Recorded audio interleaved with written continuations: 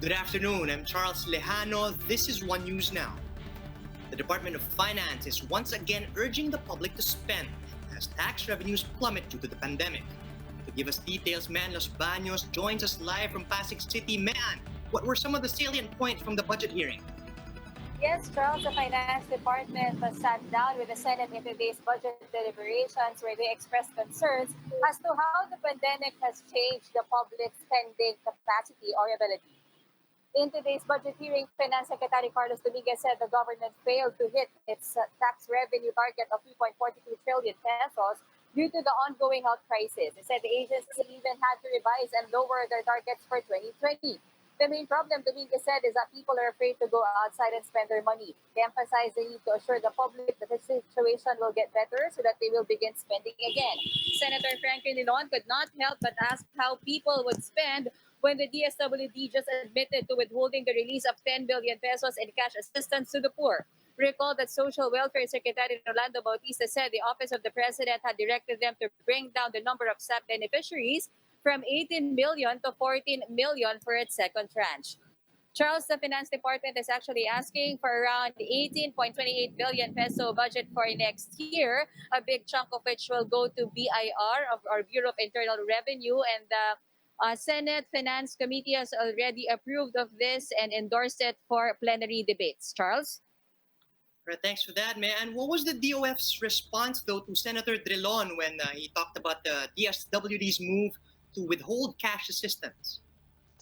Charles, actually, Secretary Dominguez was surprised to know about the DSWD's decision to withhold the 10 billion pesos for the SAP distribution. He said he will take this up in a meeting with the DBCC soon. However, Secretary Dominguez also updated the Senate that with the big amount of money disbursed to DSWD for the cash assistance, they have already, or the agency has already released 200 billion pesos for cash assistance of those affected by or heavily affected by the pandemic. Charles?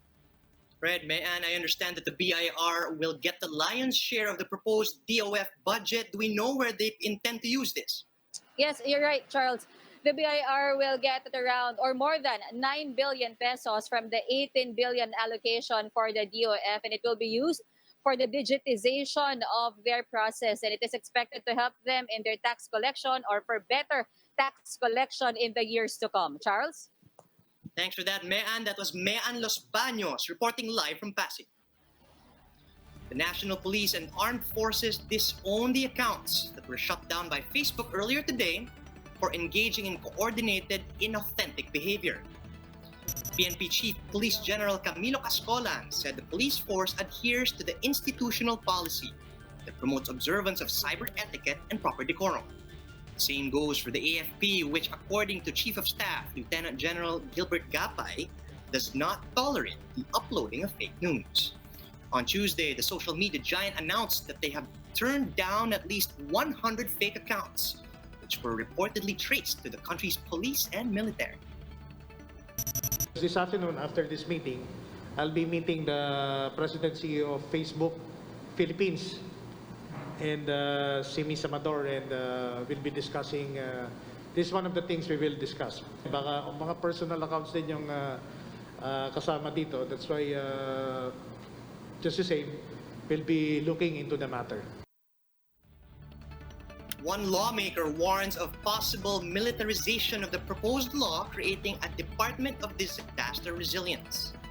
In an interview with One News's Agenda, Gabriela Women's Party List Representative Arlene Brosas explained her no vote on the Disaster Resilience Act.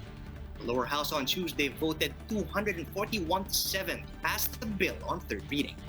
Brosas said the measure grants the Department of Defense leeway to instill a militaristic approach in the country's disaster response. Instead of crafting a new bill, she said the government should just review the existing Disaster Risk Reduction and Management Act of 2010.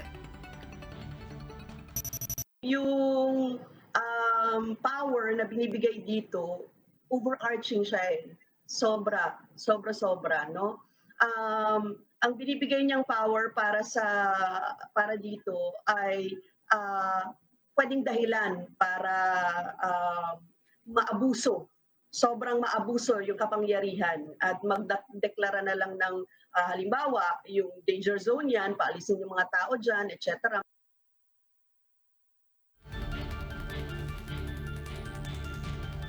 For more updates, visit News 5, the Philippine Star, and Business World online. Visit our website, onenews.ph, for in-depth analysis. And you can also catch One News on the Signal Play app. Just register for a free account now at www.signalplay.com so you can stream One News live anytime and anywhere. I'm Charles Lejano. We are One News.